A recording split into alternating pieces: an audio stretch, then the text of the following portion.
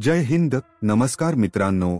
आजच्या व्हिडिओमध्ये आपण पुणे ते मिरज या मार्गावरील रेल्वे लाईन दुहेरीकरण विषयी नवीन अपडेट पाहणार आहोत.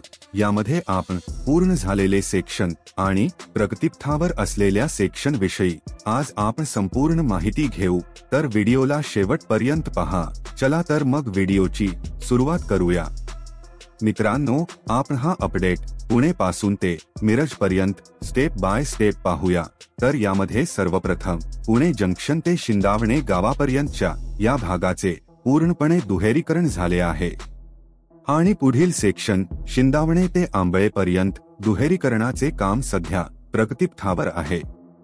यामध्ये पूल क्रमांक 34/2च्या जवळजवळ ट्रक टाकण्याचे काम चालू आहे व या पुलाचे गिर्डर लॉन्चिंग आणि विविध कामे बाकी आहेत.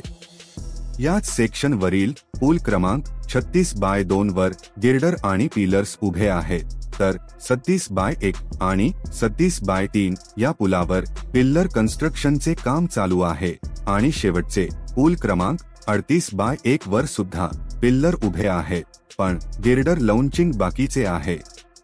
मित्रांनो, आंबळे ते वाठर पर्यंतचा 78.2 किलोमीटर लांबीचा सेक्शन हा पूर्णपणे दुहेरीकरण आणि कार्यान्वित करण्यात आला आहे.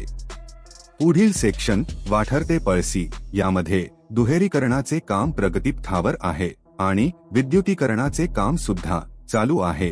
काही ठिकाणी पोल माउंट केलेले आहे, तर काही ठिकाणी पोल्स लावणे अजून बाकीचे आहे. एलसी म्हणजे लेवल क्रॉसिंग जवळ मायनर पुलांचे काम युद्धपातळीवर सुरू आहे, पण या सीजनमध्ये पावसामुळे कामाची गती कमी होऊ शकेल. पुढील पळसी ते जरेंडेश्वर ते सातारा या 17 किमी मार्गाच्या संपूर्ण सेक्शनचे दुहेरीकरण झाले आहे. मित्रांनो, 1 एप्रिल रोजी जरेंडेश्वर ते सातारा या 7.57 किमी मार्गाचे CRS इन्स्पेक्शन सुद्धा झाले आणि या रूटवर 122 किमी प्रति तास या वेगाने रेल्वेगाडी चालवून चाचणी सुद्धा घेण्यात आली आहे. पुढील सातारा ते कोरेगाव या 10.9 किमी मार्गाच्या सेक्शनचे दुहेरीकरणाचे काम पूर्ण झाले आहे आणि पुढील कोरेगाव ते रहिमतपूर आणि रहिमतपूर ते तारगाव या दोन्ही सेक्शनमध्ये काम चालू आहे. विशेष म्हणजे या सेक्शन्समध्ये ब्रिजचे काम प्रगतीपथावर आहे, तर काही ठिकाणी अर्थवर्क म्हणजे मातीकाम हे अंतिम टप्प्यात चालू आहे.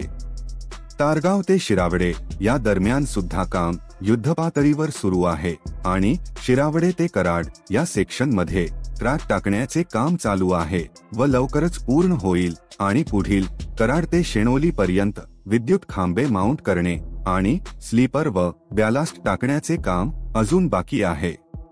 बाकी शेणोली ते सांगली आणि सांगली ते मिरज या सेक्शनचे काम पूर्णपणे कंप्लीट झाले आहे आणि सांगली ते मिरज दरम्यानचा सेक्शन हा 19 जानेवारी 2024 रोजी कार्यान्वित सुद्धा करण्यात आला आहे. तर मित्रांनो, हा होता पुणे ते मिरज दरम्यानचा अपडेट. व्हिडिओ आवडला असेल तर लाईक आणि सबस्क्राईब करायला विसरू नका. धन्यवाद.